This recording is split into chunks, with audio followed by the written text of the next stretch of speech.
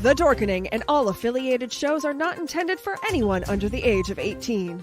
The following may contain discussions or scenes that have adult situations, graphic violence, nudity, strong sexual content, and graphic language. This show is intended for mature audiences only. Viewer discretion is advised. The following episode has been brought to you by the Dorkening Podcast Network and is sponsored by Deadly Grounds Coffee. 3,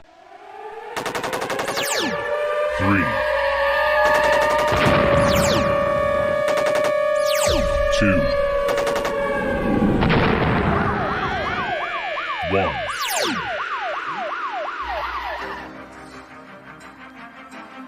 And now, you're tuned into the Navarro-Miller Report, featuring the hottest in news, entertainment, sports, and all those topics for the mainstream audience. The Navarro-Miller Report.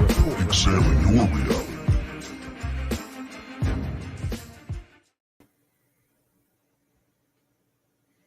Welcome to the Navarro-Miller Report. I'm your host, Dave Navarro. And I'm Jeremy Miller. And today we have special guest co-host, CEO of Balance 7 Supplements, Dr. Ahmad Nooristani M.D. Doc, welcome to the show.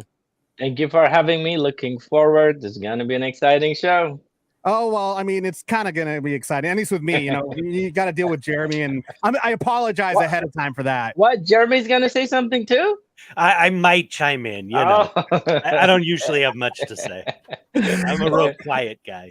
Well, first of all, I'd like to go ahead and welcome everybody back to the Navarro-Miller Report. We've been on hiatus for a little bit because we've been preparing, because we are a part of now the Dorkening Podcast Network. I want to thank everybody at the Dorkening for welcoming us into their family. Thanks, guys, so much for having us here. And for all the new viewers that are part of the Dorkening Podcast Network, welcome to our reality. That's what I got to say here. We got some people that are already chiming in right now on the chat. Derek, how you doing? Hi, it says hi, gentlemen. I'm gonna go ahead and put him on here and be like, hey, hi, how's it going? You know, how you doing? We got a couple other people. You know, there's Derek right there. We got Donnie saying hello all the way from YouTube, also saying hello right there. Hi, guys. How you doing, Donnie?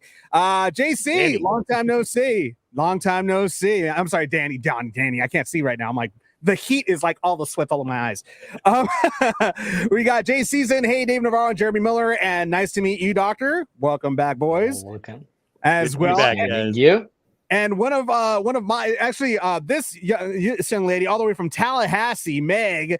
Hey, Meg. How you doing? She's actually been listening to me on the radio show that I have on Mondays, Wednesdays, and Thursdays on the ride home with the Navarro-Miller Report. She's been keeping me on my toes, sending me a lot of songs to go ahead and play on the show. So, Meg, welcome to the show, to the stream. And as we would have it, as always, we have a lot of really cool stuff to talk with you guys about. But before we get into that, I got to go ahead and submit Jeremy to, and you now, Doctor, to our TikTok blind reacts, which has to do with a lot of different topics, I guess you might call it, on TikTok. This one in particular has to do with the male anatomy. And us as guys, and you as a doctor, Dr. Nooristani, you could go ahead and vouch for what this gentleman had to say about the male anatomy. Why is it that every person with testicles instinctually knows this? Let's pretend for a second that this is a scrotum. I can tell you right here, right now, there is not a man on this planet Earth that scratches their balls like this. Not gonna happen. It's not a leg. I will accept one of two methods. The first for beginners. Grab and you pinch. It itches right here, you pinch. You pinch. Never scratch. Got my old friend back. A lot of people point out that it's not just a pinch, but it's a pinch and roll. Pinch and roll. This next one is advanced though. You anchor it like this, press down, and the other ones just glide over. Glide over, yeah. Get that itch. I will also accept the technique where you lift from underneath and scratch upwards like this. Yes, and yes, my testicles are on my chin. And I'm sorry, because last time I didn't share the one thing that binds every person that has testicles together is that after every method that you do, pinch, lift, downward, scratch, anchor it, all that, you gotta sniff it. I didn't make the rules. Am I wrong?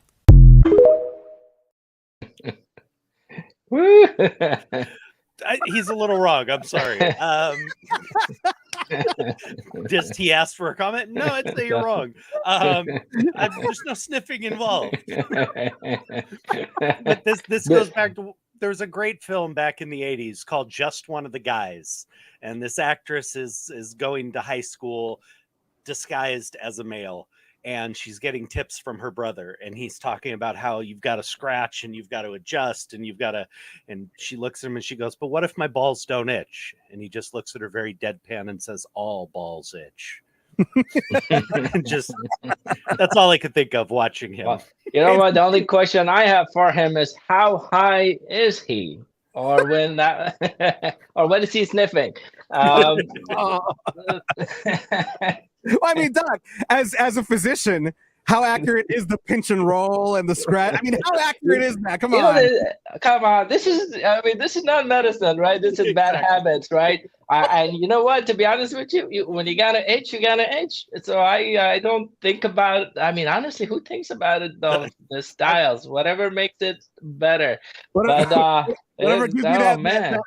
gives you that eye roll back, like, oh yeah, there it is. That's the spot. Put way too much thought into the different techniques.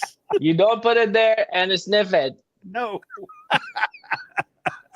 Oh my god, that was too funny. I was like, that was a good one for that one. The next video actually has to do with Jeremy, you have a lovely fiance, Joni, and Dr. Nooristani, you're a married man as well. So this might hit home to you guys. Just take a look. Yura tube? What? What are you eating?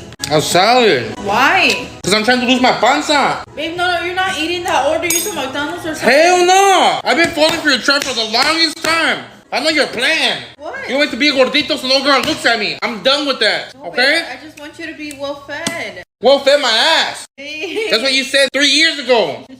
Look at me. I'm 20 pounds overweight. So vete a la verga.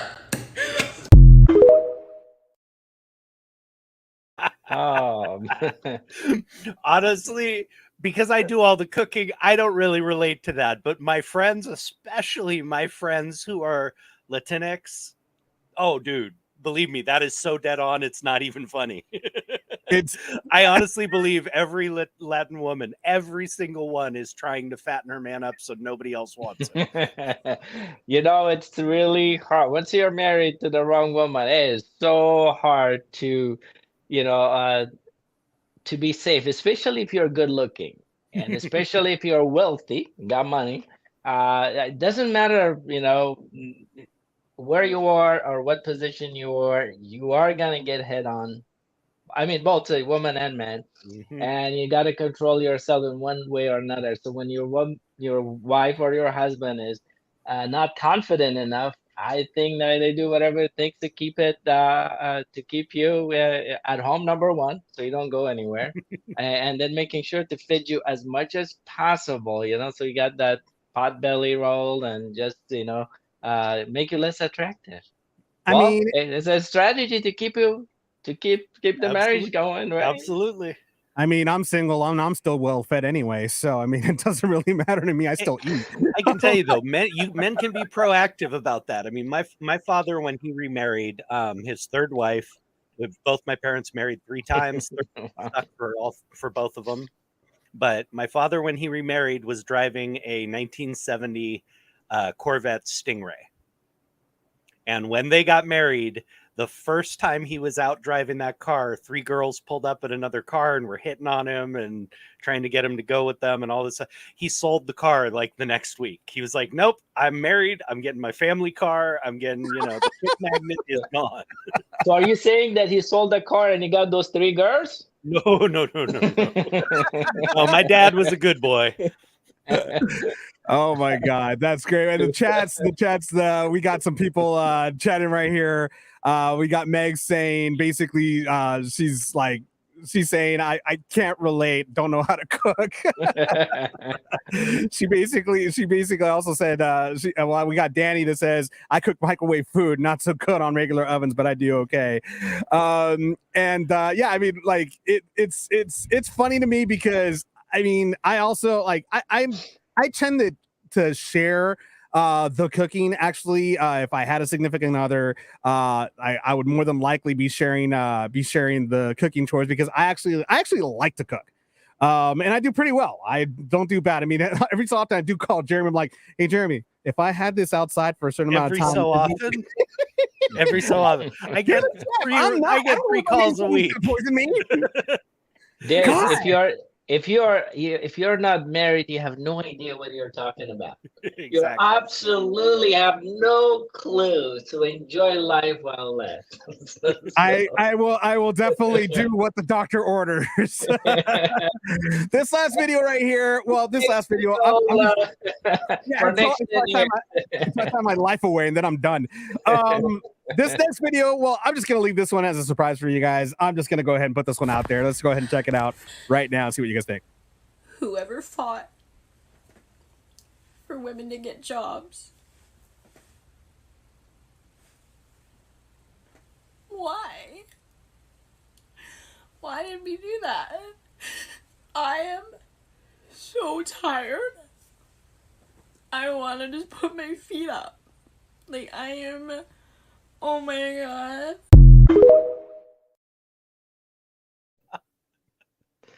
At this point, now women are just like, why did we even fight to get jobs? I'm tired. I don't want to do this anymore. I have wondered that myself. You know? Equality, my friends. Equality. Hey, I have a relative who is, he's a house husband. His wife has a career that makes considerably more than him. He stayed home. He raised the kids. He did all of that. I have often looked at his life and gone, I'd take that. Yeah. Oh, man, that's a tough one. That's a tough one. That's a tough one. You know, you're genetically built for, to go provide, be the providers. We're gonna reverse the thousands of years of evolution and just, switch the roles. Mm-hmm. But I see that some people really like it. I know I would shoot myself if I stay home one day. I mean, one day I won't mind, but beyond that, I think I'm just, there's gonna be a suicide note somewhere. But I understand some people like it. Oh my God, we got Meg saying, "Amen, sister." OMG. Oh my God. Well, that was that's pretty much the end of the TikTok blind reacts. Hope you guys enjoyed that. We got some news here coming at you. The first one comes with something having to do with a surprising broccoli.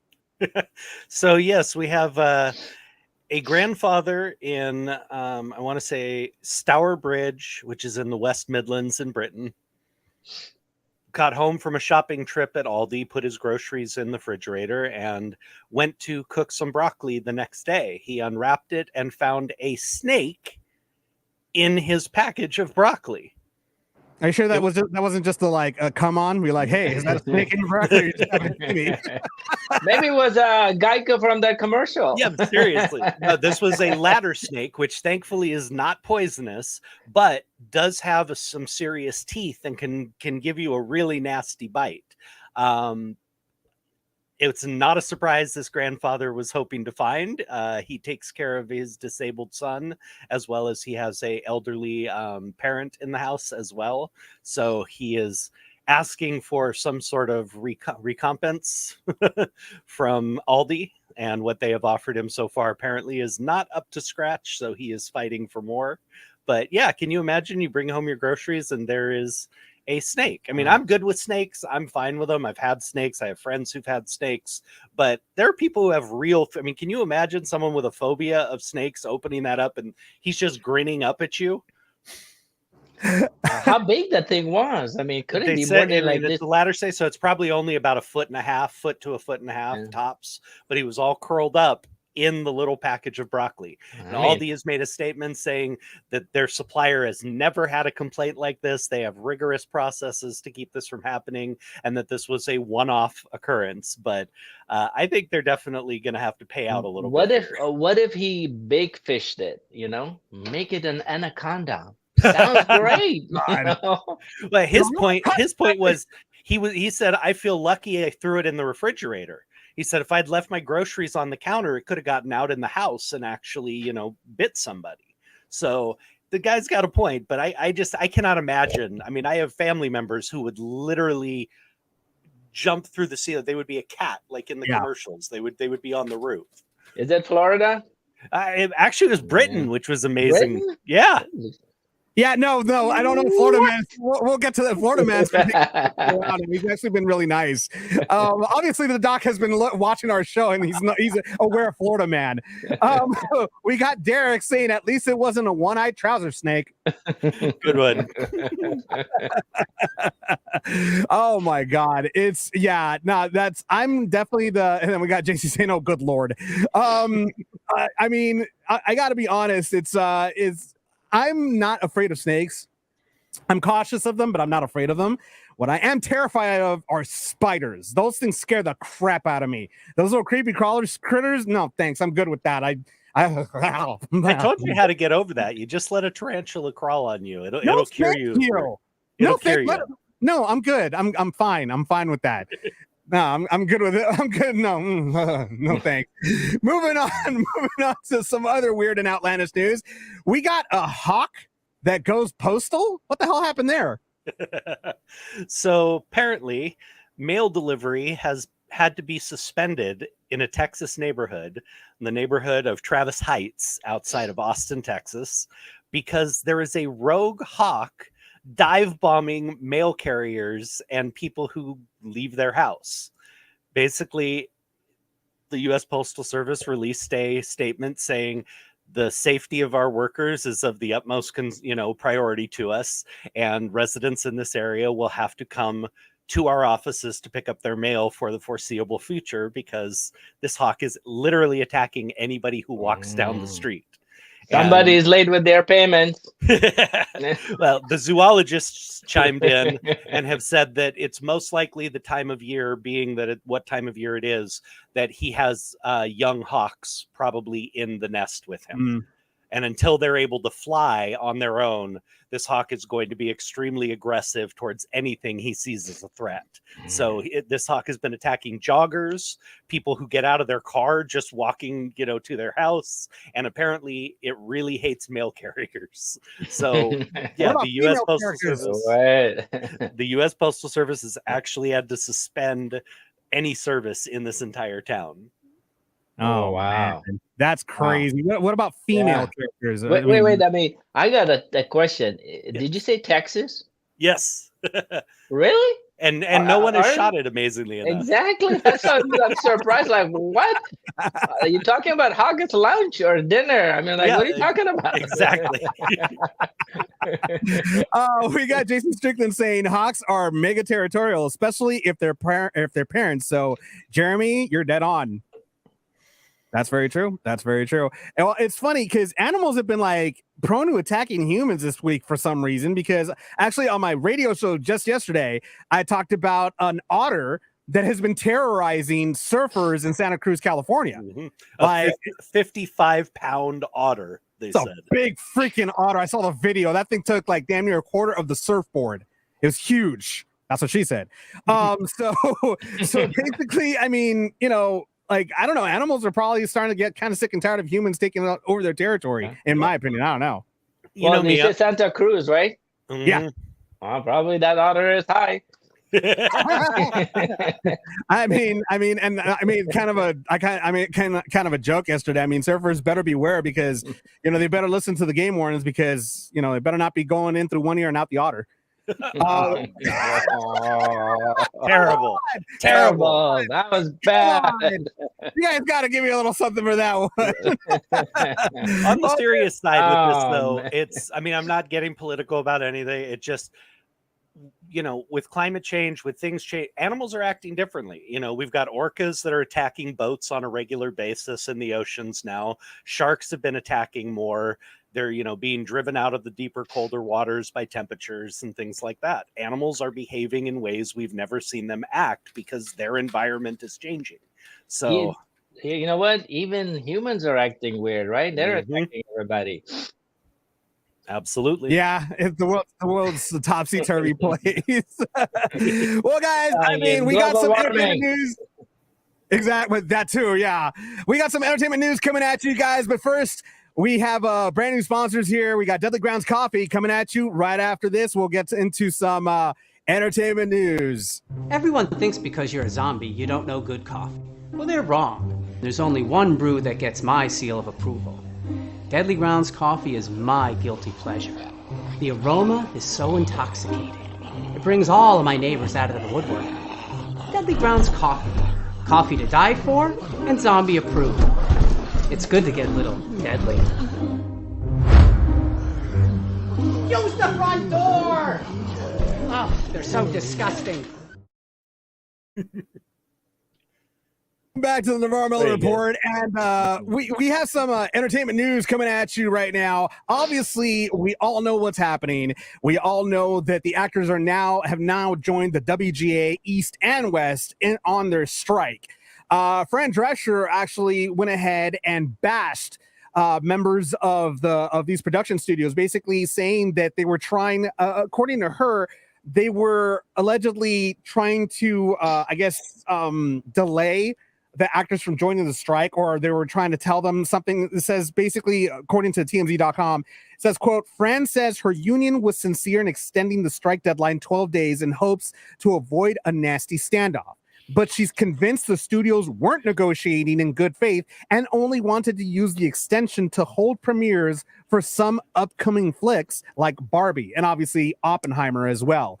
That's actually, I would think that that's actually a valid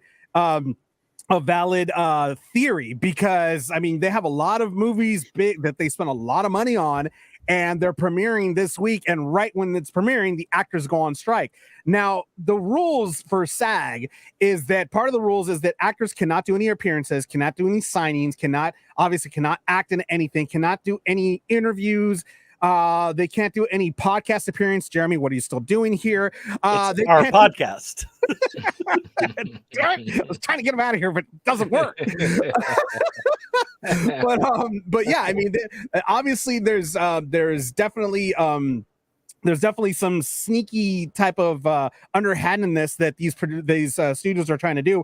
And one of the things that they were trying to do is that they were actually Disney actually came up with a proposal to scan background actors' likeness, pay them for one day, and then use their likeness without paying them for the rest of their lives. That is using AI, by the way. And that is something that is just insane. They're trying, like, to me, that just screams greed. And right now, AI, and I've been saying this for the longest time, AI is something that is, I mean, we were talking about this earlier, Doc, you know, to some degree it is useful, but to some degree it's not. They were talking about using, the chatbot to create scripts, to create movies. The problem with these chatbots and things like that is that they may be able to create scripts, they may be able to create movies, but the emotion that is behind these movies, no chat, no AI will ever be able to create. And I'm speaking as a writer. I've written many scripts. Many of the scripts that I've written come from part of my life, things that I have experienced. No chat, no artificial intelligence will be able to ever duplicate anything that I've written down. And it's happening also in work industry. I'm reading something off of at Puberty on Instagram that says CEO, and I read this on my show actually yesterday. CEO fires 90% of support staff, claiming AI, quote, outperforms them all, and people are furious. No shit. It says right here, Sumit Shah, CEO of Dukan, a Bengaluru-based platform for online storefronts, sparked outrage on social media when he announced the replacement of his support staff with an AI chatbot. Shah claimed that the chatbot reduced customer support costs by 85% and responded to queries in under 2 minutes, while the human team took over 2 hours. Critics argued that the move was driven by failing business and lack of funding rather than the benefits of AI. They also highlighted the lack of empathy and respect towards the laid off staff. Shaw, though, regretting his Twitter announcement, defended the decision, stating that AI-driven job displacement is an inevitable trend. Actually, you can avoid it by not using it strictly just for that. And this is something that that the studios are trying to also implement slowly but surely. And this is not good. So, Jeremy, as an actor and as a part of SAG-AFTRA, I mean, we talked about this a little bit yesterday. I called you yesterday, and you gave your opinions on the actors joining the strike. I know that you had a lot more to say because we didn't have that much time yesterday. So, I mean, I'm going to leave it up to you as to what your thoughts are on everything that's going on. Well, let's be clear. I mean, anytime you get into these type of negotiations, the powers that be are always in the position of power. You know, these are billion-dollar companies. These are companies that are making money hand over fist. They can afford to wait. They can afford to drag their feet. They can afford to sit on their butts and do absolutely nothing for the next year. Actors can't. You know, that's why we got to try and put as much pressure on them as we can, as quick as we can. But it doesn't shock me that they were dragging their feet, that maybe the negotiations were not going, not being conducted in good faith. That doesn't surprise me at all. The production companies have been doing this stuff for a very long time. The AI part of it is huge. It's another way for them to try and screw the creators and performers out of their money. You know, that's what they're looking for. It's just another way. It's greed. I mean, you posted something, Dave, and it had the listing of, how much Netflix is making, how much Amazon is making. I mean, per month, these companies are making billions and billions of dollars. And if they're not making billions, they're making hundreds of millions per month. And yet they want to claim poor. They want to claim like they don't have any money. You're paying your CEOs, you're paying everybody up at the top tons of money. You're raking it in left and right. And yet the people who actually make and create the product that you are making so much money off of, you refuse to pay properly or reimburse properly. I mean, they wanted to bring back Elvis in a movie and they didn't want to pay his estate. They were talking about bringing back other older actors through AI and not paying their estate. Are you kidding me? You're using their likeness. This is a big part of negotiations. The distributions from streaming platforms, all of this new media that's coming out and new ways of distributing and viewing and everything else. These have to be renegotiated. We can't go with the old formulas because the old formulas don't fit anymore. That's what this is all about. It's not just one thing. There is so much over the last 10 years that has changed with this industry. And not only are they trying to fight for our rights and for proper compensation and being taken care of for the stuff that has been done before, but they're looking forward as well to this AI kind of stuff and the changes that will be coming next. And how do we protect the artists? The fact is, I'm sorry, as you said, Dave, I don't care how much you get done with AI. I don't care what you do. You cannot make great films without great writers and great actors. Very true. Because at the end of the day, it's a robot. Yes. They can't put emotion on a robot. They can't put a person involved in the film from top to bottom is insanely important. And I mean, everybody, their abilities, but the creative ability of an actor or a writer is different than the technical ability of a grip, a lighting person, a cameraman, a director of photography, even the director, great actors and great scripts can save a poor director and still make a great project.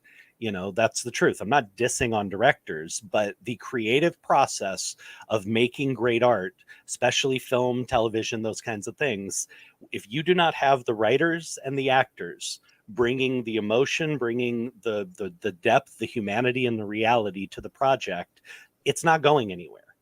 And, that's the plain and simple fact. They need to recognize, that the money they're making, the filthy amounts of money that they are making, are built solely on the backs of the writers and the actors. Everyone else is incredibly important. I'm not dogging on any of that, but you do not get the great film, the great classics, the things that move you and sit with you and, resonate throughout your life every time you watch them, without the creative ability of your writers and your actors. So 100%, 100% behind all of this.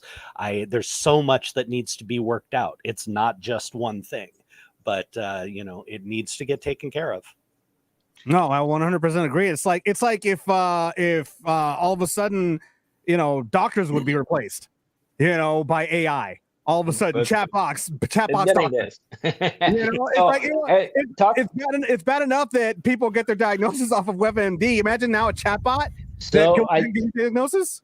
you'd be surprised. So, I mean, I just want to just touch base on what Jeremy said, that, 100% agree with you, that technology obviously has evolved over the last 40 years. In the last 2 years, it has leaps and bounds, and it's going in the speed of light. I was sharing with Dave that, I could tell, Chat GPT to write me with whatever the hell I want within 10 seconds. I don't have to waste my time now, not as a creative person or a creative writer, but write me what I want to talk about, for example.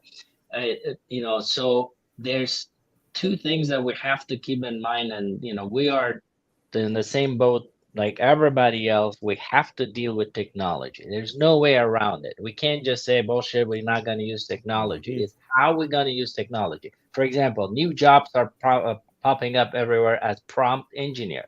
The prompt engineer are these people who's going to write a specific prompt for ChatGPT or these other algorithm sites that tells them what to create and how to create properly. So the better you write the prompt, the better pictures you get, the better film you get, the better every screen you get. Everything is based on the prompt. So now thousands and hundreds and millions of jobs are created just as a prompt writer, a prompt manager, literally, or a prompt engineer, they call it. So technology has it as challenging, but also to recreate some more jobs. You can never replace human emotions, and that's what separates. You can never create a story as good as it comes from a personal touch, as a story that we develop, we have seen, or being part of it, or something that we knew and felt so deeply passionate about it. And if you can't get that passion across your audience, then you're not getting that facial expression, that feeling, that emotion, and that I don't think as of yet that anybody could recreate. And there was a movie with Al Pacino. I'm not sure. I don't remember the name. That he creating the entire movie based on that the computer assimilation. I'm not sure if you remember that movie. Vaguely. I mean, just the whole, and this is 10 years ago. So basically, obviously, I don't remember who the actress was, but it was, the concept was there that the entire movie was literally was created based on that AI at that time. So at that time, everybody was like, this is futuristic. They know they use human, but the time is now here. And I mean, obviously, that was a real person getting the emotions and everything into place. But the fact is that, technology will catch up with everything that we think that we cannot, that, computer can, they will. In our area, I mean, we could, in medicine, I mean, they could give me a differential diagnosis and chat. I mean, Google will give me 20 things to think about.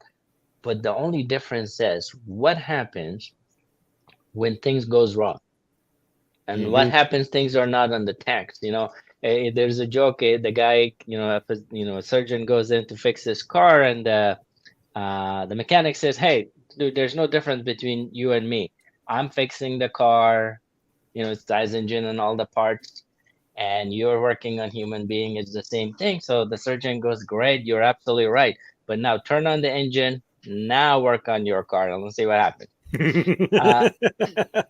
So part of that thing is that when there's just these algorithm that everybody can follow, 90% of the time it works well. That 10% of the time that it doesn't work, people will die because there's the instinct that robot cannot have. The actor or actress's instinct, the writer's imagination and instinct.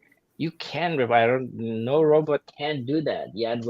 Technology hasn't gotten there to get us to that point of where to assimilate this feeling and emotion in a deeper level, our subconscious level. Because as a writer, it's absolutely phenomenal to see something come alive from their subconscious. And you can't replace that with anything else, because what the computer does takes that subconscious. They cheat. They take your subconscious, redirect or redesign it and give it 20 or 100 different story based on your subconscious as a writer. So I agree with you 100%, you know, just that there has to be some way forward to share revenue, to create that.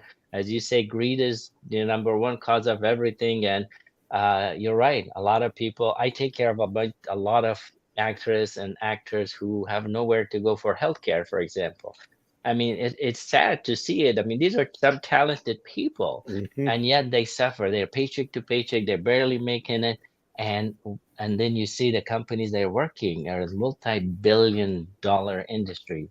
And they is, you know, they could easily provide healthcare insurance for these people. So if you don't fight for your right, you can't get it. Exactly. To that point, it is, you know, I think a lot of times the actors have a hard time gaining sympathy for a strike or for their position because the general public only sees the A-listers.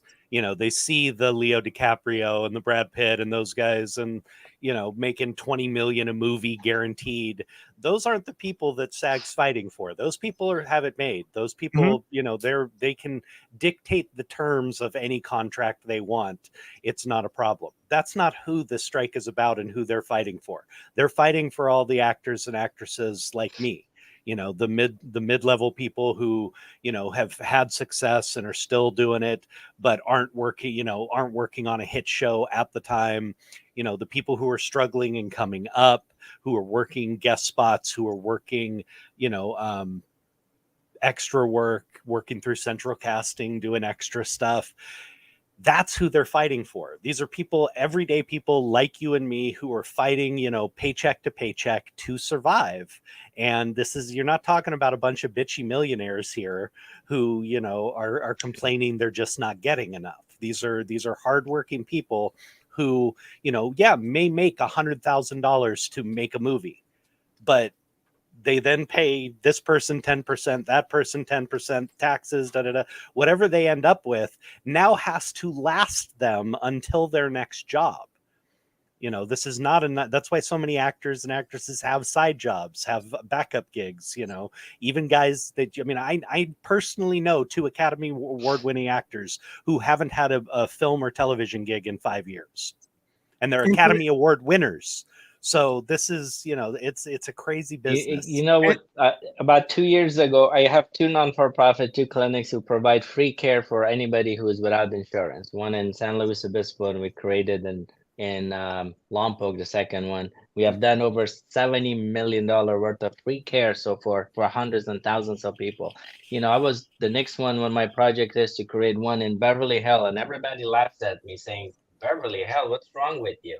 You know, that's the rich people where it lives. I said, you know, nobody needs it. I said, you know what, think about it. All these rich people, who serves them? Who's the, you know, make their coffee? Who they clean their home? I mean, all these people that lives around these people that provide services are people who have nowhere to go and they're poor. So no, you just don't understand it. Don't look at the higher ups and make the judgment, because the higher up is 1% or 2% of population around. The other 98% is these poor people barely making it in that industry. That's a great idea, Doc.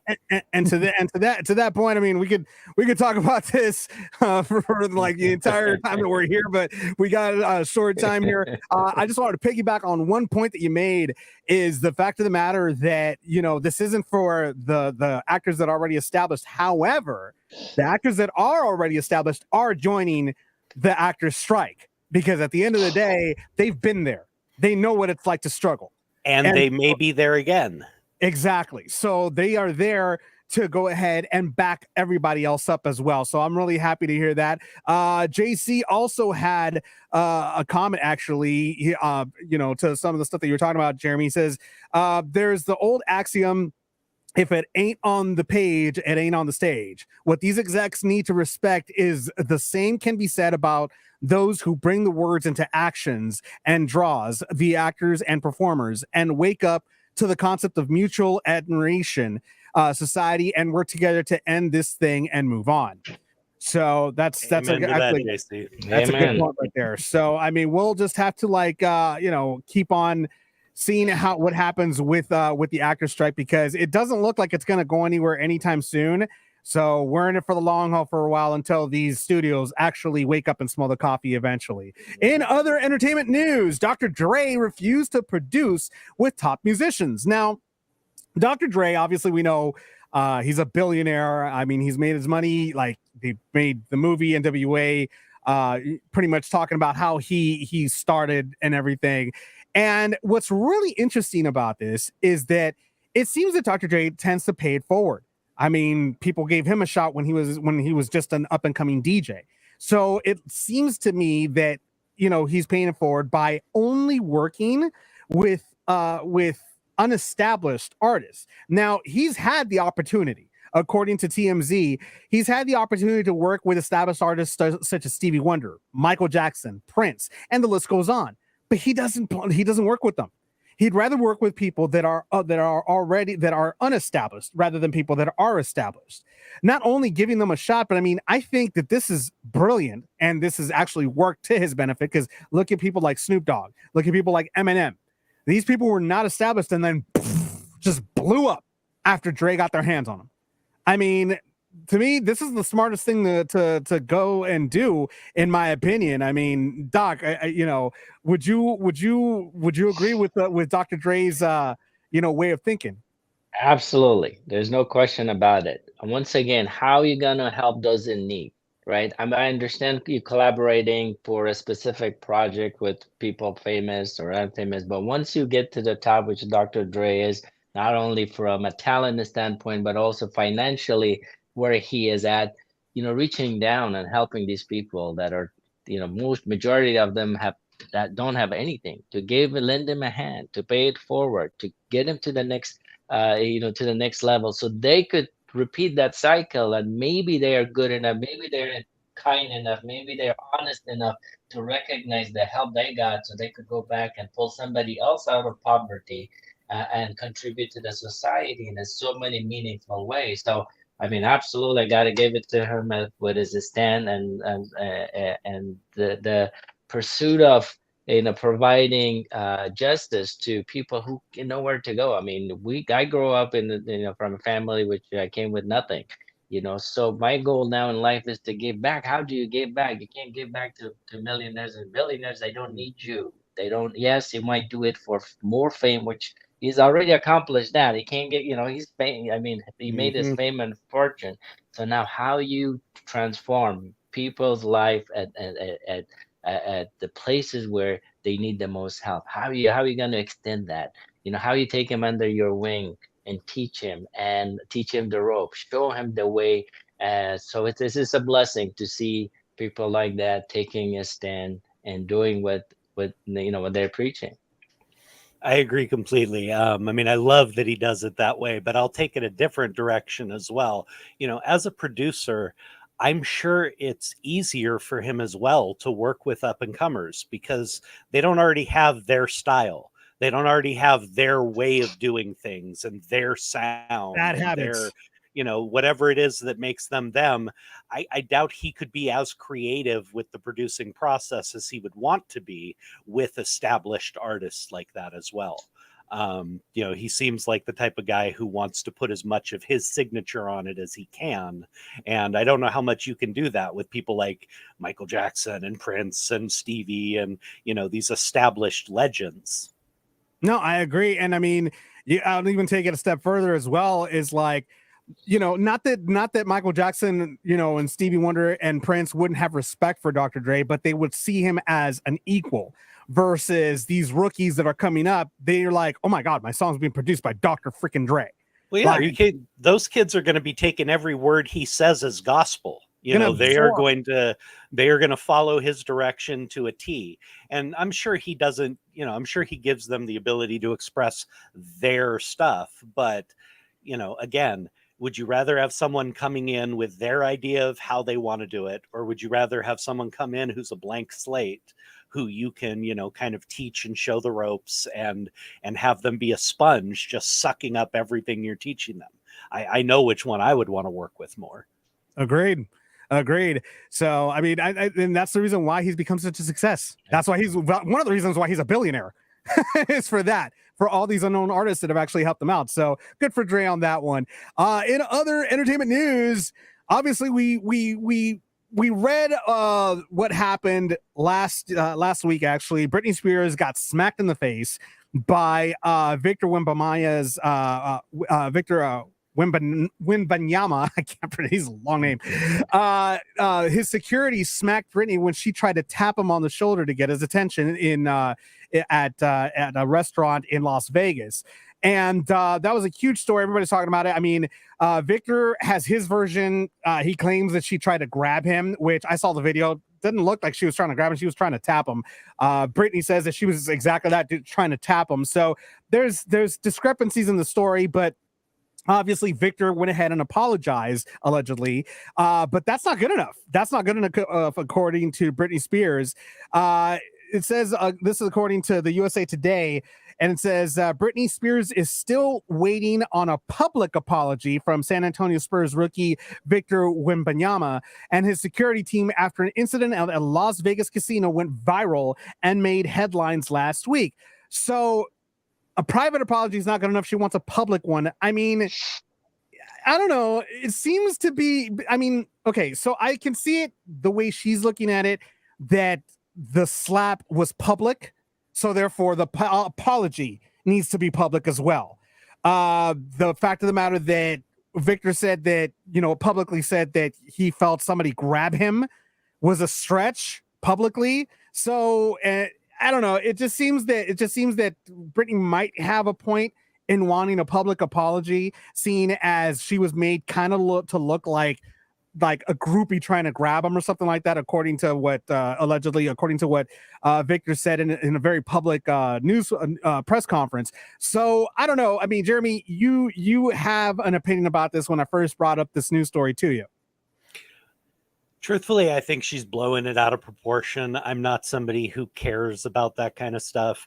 Somebody comes to me and apologizes for a situation that happened, I'm going to take it at that. I don't need it to be some public affair, whether the incident was public or not. So I don't understand that side of it. I think she's making it into more than it is. I mean, I've had moments like this. I mean, Joni and I go to all sorts of red carpet events and premieres and screenings and charity things. And I don't know how many times I've had A-listers and their security team that something has happened. And, perhaps, I mean, I'll give you one example. We were at an AOL event, an Apple event that they were doing for their first live streaming TV. This is long before Apple TV.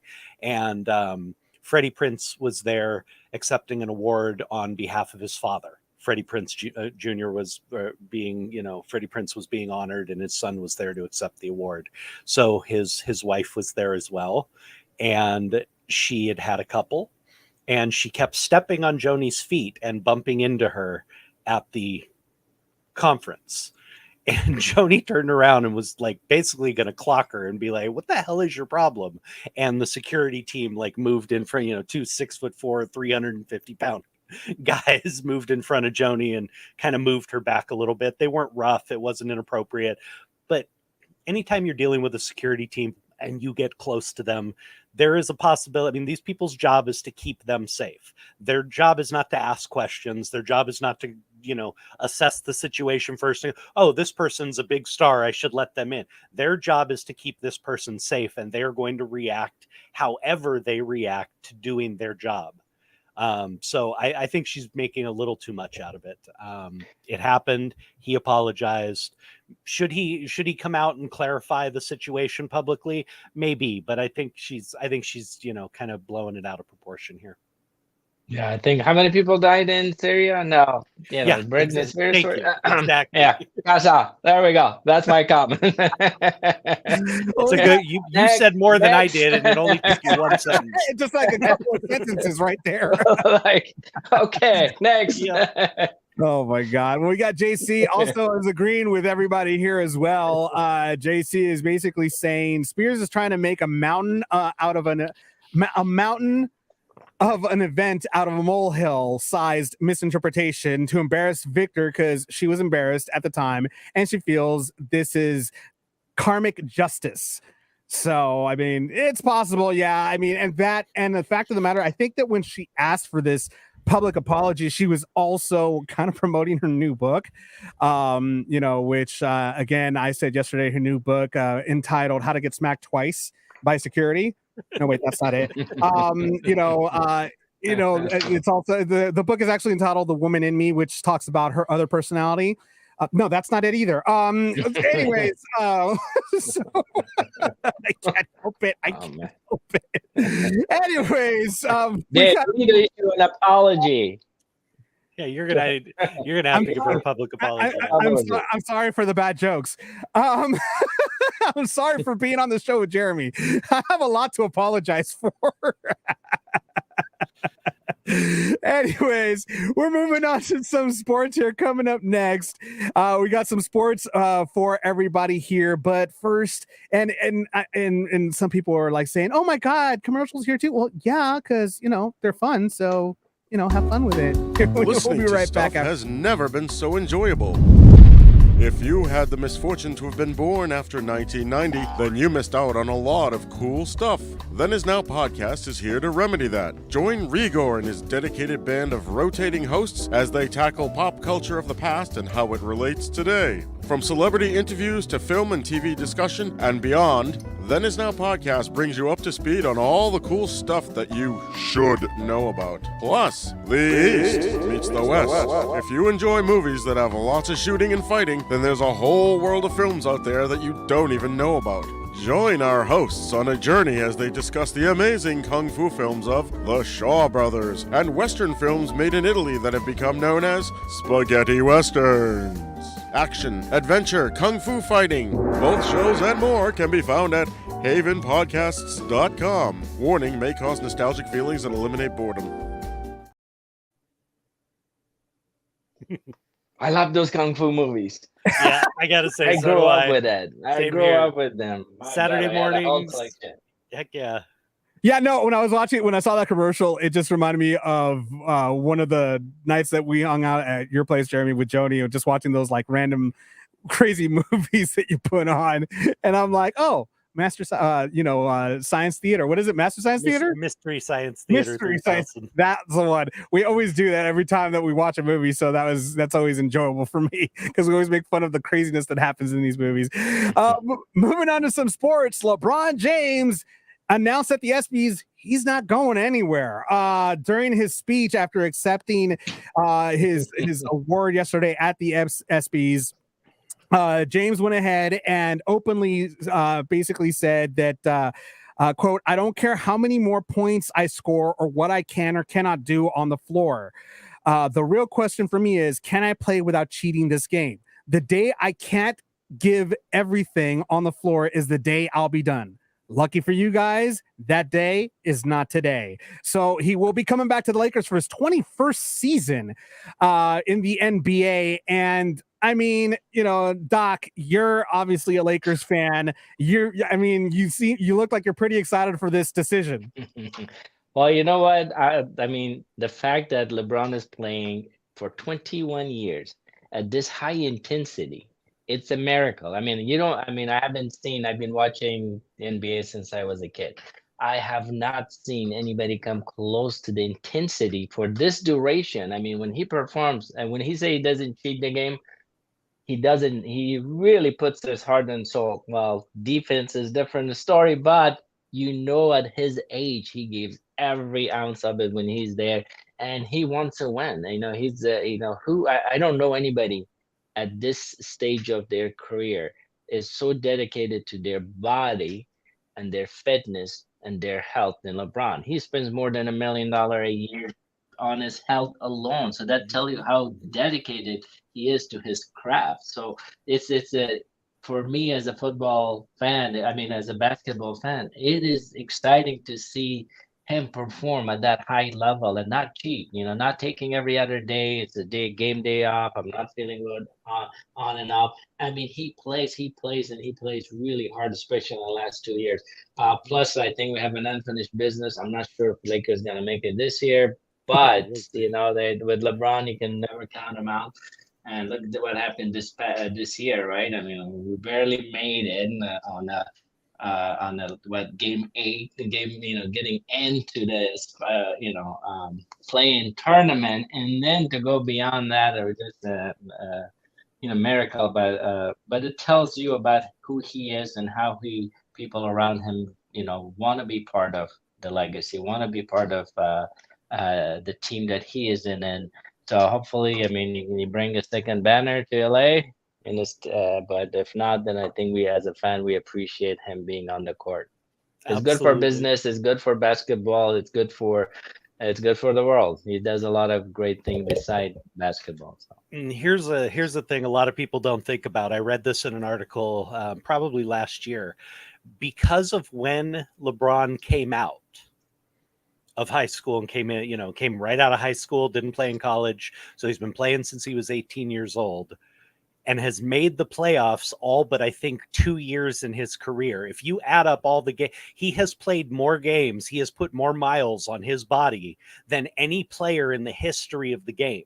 No one has ever played as many games. If you add up every playoff series because I mean, his teams are never eliminated in the first round. It's always second round, third round, the finals, he has added another 20 to 30 games every single year on top of the season. So the fact that this man, I appreciate LeBron James. I've never been a huge fan, but I appreciate him.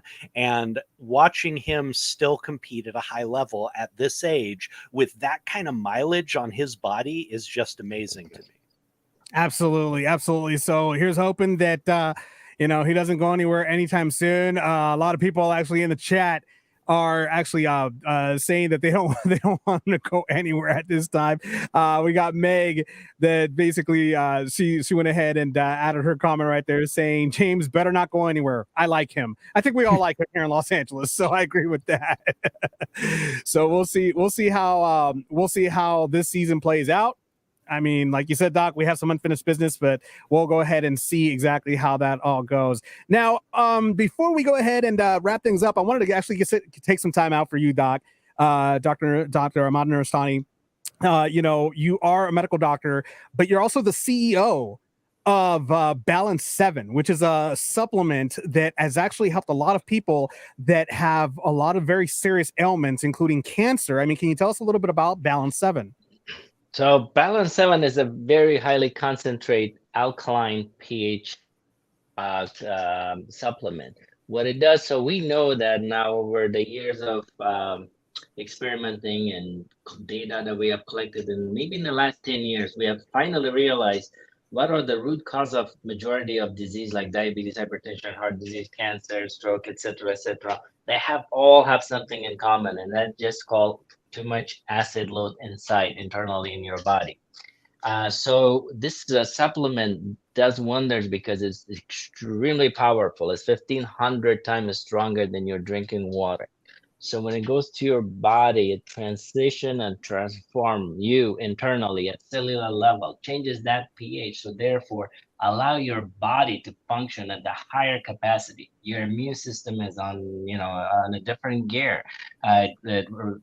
Your inflammation, it decreased so much inflammation throughout your body. So joint pain, etc., is being decreased. If you have acid reflux, etc., just because it's a high pH and it neutralized some of that acid. We had a lot of people who went through chemotherapy and they have nausea, vomiting, weight loss, etc. So we have tried that as a supplement for them to help them navigate that really dangerous side effect of that and tame it a little more so they could be more receptive to chemotherapy. So it has just absolutely amazing results in the last 3 years. Hundreds and hundreds of my patients are taking it, and not a single person have been giving back to me and saying, we love this, or it has changed our life in so many ways. Obviously, this is not a magical pill that you're going to take and it's going to fix you. It's in conjunction with your diet and healthy habit and exercise. It will transform you internally, and that is the key. That you might look good out from outside, you look good from outside. I don't know what's going on inside, but we want to make sure that we continue that. And the education part of it is, it tastes, when you take it, everybody is going to taste it differently. Some people are gonna say, "Oh my God, I can't even touch this. I'm gonna vomit." Some patients have told me, but it's a good indication of what your pH level is at any given moment. So I guarantee. And I'm sorry to just say this real quick. We actually have somebody here. JC actually has a question for you, doctor. He says, Dr. Nooristani, is this good for someone who's T2 diabetes and benign thyroid condition who wants to make big changes to improve their health? Absolutely. Everybody with diabetes goes through this process called diabetic ketoacidosis. That means too much acid in your body because there's too much sugar. It's not really processed well. You don't have enough insulin, or your body's becoming resistant to insulin. Although you have insulin, you can't use it. So when you, exercise, eat well, and, change your diet habit and take this, there's absolutely a significant improvement through time. But once again, there's no such a thing as magical bullet in medicine. You have to put the time and effort, and you have to change your lifestyle. This is a component with your lifestyle that you will see that transformation a little faster or sooner, and continue to do that. But once again, it's a continuous reminder. If you take this every day, 3 times a day, it's 1 ounce. It's a continuous reminder that you're not behaving. As soon as your diet change, the taste change. So once your diet back to normal, the taste is back to normal. Excellent. Then that sounds like I actually take it myself. So yeah, I have to agree with you. It does change a little bit. Well, I can attest to that. It was really difficult to drink at first, but the more I changed, the more I did, it definitely tasted better. I could tell my body was changing, and I've dealt with stomach issues, digestive issues for a very long time, and I noticed a difference. I noticed a definite difference. So I think people ask me, what does it do? What does Balance 7 do for you? I always tell them nothing. But what it does is it allows your body to do what it's supposed to do. So optimizes your internal clock internally to perform better. All your system, boost your immunity. So therefore you're resistant to getting sick. It goes a lot higher, right? Or if you are sick, becoming, it shortened that duration of whatever viral or, bacterial infection, etc. you have. So, we have a lot of people. I work with NBA player, basketball, NFL player. We have worked with them, and they love it because it, obviously because it reduces or provide buffering system for lactic acid production. So therefore their recovery time is a lot better, and they could perform better at aerobic state a lot longer. So it does a lot more for everybody at different levels. So it's just absolutely been a blessing to be part of that, because it transforms so many lives. That's awesome. And how can people actually purchase Balance 7? I think so there's through Amazon, as well as the website balance7.com. That's the word balance number 7.com. Excellent. And how can people stalk you on social media, Doc? At Dr. Nooristani, and you can have ask a question with Doctor at Balance 7, and we got that the TikTok, YouTube, etc. And trying to finish up a book, and we're gonna have a show pretty soon. So I'm pretty sure I'm gonna see you guys and hopefully your audience pretty soon. Awesome. Well, thank you so much, Dr. Nooristani, for being on the Navarro-Miller Report. We hope to have you on here again very soon. Hopefully it wasn't too painful for you. Oh, I love that I had so much time. Thank you guys for making it so much fun. Now, I was telling Dave, I usually go as an expert on whatever topic it is, whether it's, heart disease, preventative services, holistic medicine. So this was really fun for me. To just be out and just be me and have fun and enjoy, and just in process, and you guys made it absolutely fun for me, so thank you guys for making it easy. Thank you for coming on. I appreciate it. Our pleasure, Doc. Our pleasure. And that's the news. In case you haven't heard it, thank you so much for being here and watching the Navarro-Miller Report on the brand new The Dorkening Podcast Network. We will be here every Friday from 6 p.m. to 7 p.m. Pacific Standard Time, so make sure you watch out for that. And make sure you join me every Monday, Wednesday, and Thursday on The Ride Home with Dave Navarro, which I'll be playing a lot of awesome music for you guys. Add me on my Instagram and on my TikTok if you guys have any song requests. Jeremy, I know that you've been hearing my show, right? I don't know what you're talking about. I told you I'm not saying any of that live. That's hurtful. I need the promotion. You get no compliments from me while we're live. Is that bad? Wait a minute. No, it's actually really good. I just hate giving him any compliments. See, I just got you one. I got your compliments. It's not that bad. Oh my God. Well, thanks everybody for watching. I'm your host, Dave Navarro, along with this pain in my butt right here. I'm Jeremy Miller. We'll see you guys next week, next Friday. And Doc, again, thanks so much for being here with us. And we will see you all next time. Have a great night, everybody, and have a great weekend.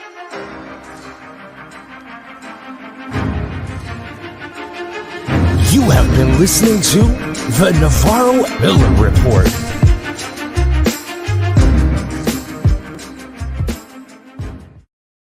This episode of the Navarro-Miller Report was brought to you by the Dorkening Podcast Network and sponsored by Deadly Grounds Coffee.